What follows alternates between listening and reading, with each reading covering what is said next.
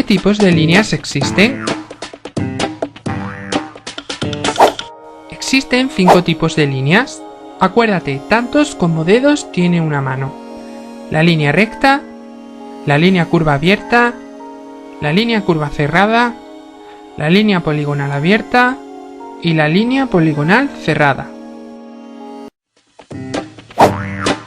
¿Qué diferencias hay entre una recta y un segmento? Una recta es una línea que no tiene ni principio ni fin. Es una línea que no sabemos dónde empieza, pero tampoco dónde termina. Llega hasta el infinito.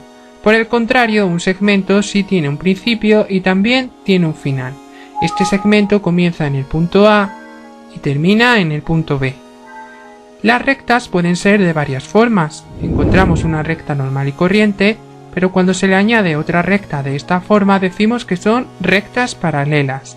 Son dos rectas que no se cruzan en ninguno de sus puntos. Si seguimos prolongando las rectas nunca se van a cortar, por eso decimos que son paralelas. La otra posibilidad es que se corten, así. Estas dos rectas se han cortado en el punto A. Cuando se cortan se les llaman rectas secantes. Rectas paralelas no se cortan, rectas secantes sí. ¿Qué es un ángulo?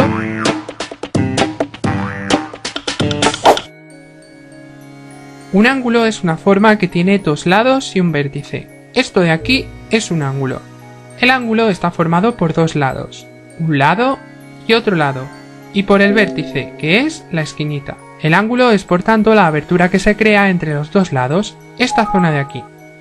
Fíjate, ahora te voy a poner dos rectas. ¿Recuerdas cómo se llamaban estas rectas?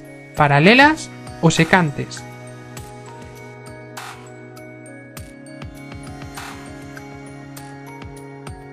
Estas rectas eran secantes porque se cortan en un punto.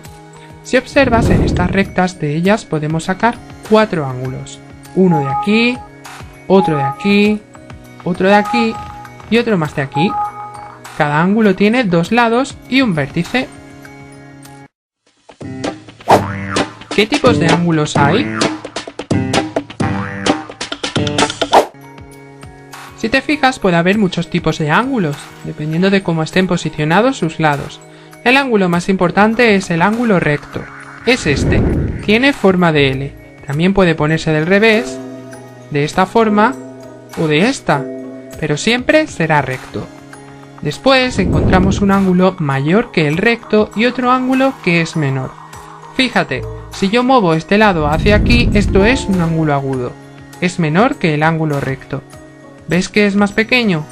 Y si muevo hacia el otro lado, es un ángulo obtuso. Se escribe con B. ¿Ves que es más grande? Recuerda que el ángulo recto es el que tomamos como referencia, el más importante, el que tiene forma de L. El ángulo agudo es el más pequeño y el ángulo obtuso el más grande. ¿Qué son rectas perpendiculares? Hasta el momento hemos visto lo que son las rectas secantes y paralelas y lo que es un ángulo. Nos queda por aprender qué son rectas perpendiculares. Si yo tomo 4 ángulos rectos y los junto, puedes observar que tengo una cruz. Esta cruz está formada por dos rectas secantes porque se cortan entre sí en uno de sus puntos, pero también se les denomina rectas perpendiculares, porque cuando se cortan forman en todos sus lados 4 ángulos iguales, es decir, 4 ángulos rectos. Observa la diferencia con esta. Estas también son dos rectas secantes, pero no son perpendiculares. Si te fijas, obtenemos dos ángulos agudos aquí y dos ángulos obtusos aquí.